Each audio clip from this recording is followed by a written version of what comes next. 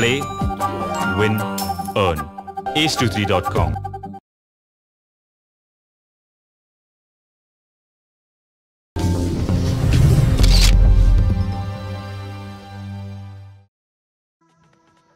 Power star Pawan Kalyan నోటి వెంట మళ్లీ ఆర్థిక కష్టాల ప్రస్తావన వచ్చింది. తాను నటించే ప్రతి సినిమాకు 20 కోట్లు తక్కువ కాకుండా పారితోషికం తీసుకునే పవన్ ఈ మధ్య తరచూ తన వద్ద డబ్బు లేదు అని చెప్తున్న సంగతి తెలిసిందే.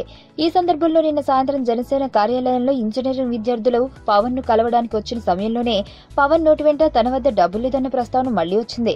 మంత్రి నారాయణ కొడుకు నిషిత్ డ్రైవ్ చేస్తూ ప్రమాదం జరిగిన కారు మీదేనా అని ఓ విద్యార్థి ప్రశ్నించగా దానిపై పవన్ ఇచ్చిన వివరణ మరోసారి పవన్ కరెన్సీ కష్టాలను హైలైట్ చేసింది.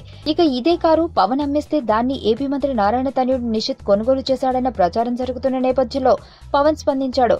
ఇప్పుడు ప్రమాదం జరిగింది అడ్వాన్స్డ్ వెహికల్ అంటూ పవన్ క్లారిటీ ఇచ్చాడు. అంతేకాదు అలాంటి వాహనం గతంలో తాను వాడానని, కానీ నెలవారీ ఇన్స్టాల్మెంట్లు కట్టలేక ఆ కారు అమ్మేశానని అన్నాడు పవన్.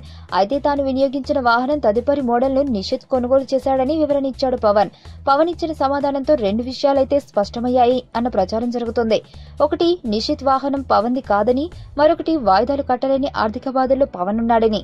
అయితే పవన్ నుండి ఆ సమాధానం వచ్చిన సమయంలో విద్యార్థులు కూడా గొల్లున నవ్వారంటే పవన్ చెప్పిన జవాబు ఎంత నమ్మశక్యంగా ఉందో అర్థం చేసుకోవచ్చు అన్న కామెంట్స్ వినిపించాయి. ఇదే సందర్భంలో పవన్ మాట్లాడుతూ ఉత్తరాది దక్షిణాది విభేదాలను తాను తెరపైకి తీసుకురావడం లేదని, ఉత్తరాదితో పాటు దక్షిణాదికి సమాన అవకాశాలు రావాలన్నదే తన డిమాండ్ అని క్లారిటీ ఇచ్చాడు.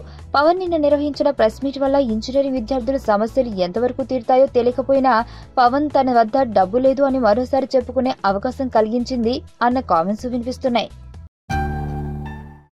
నా పేరు ధనుష్ రిషి. అందరూ ముద్దుగా దరి దరి అని పిలుస్తుంటారు. దేవుడికి నా పైన ఉన్న క్లారిటీ, నా బ్యాడ్ లక్ ఉన్న గ్రావిటీ నాకు చిన్నప్పుడే అర్థమైంది. నా లైఫ్లో లక్ ఫ్యాక్టర్ రాంగ్గా ఉండొచ్చు, కానీ లవ్ ఫ్యాక్టర్ మాత్రం చాలా స్ట్రాంగ్గా ఉంది. ఒక మనిషి చేయి చూసి తన జాతకం మొత్తం చెప్పేయగలను.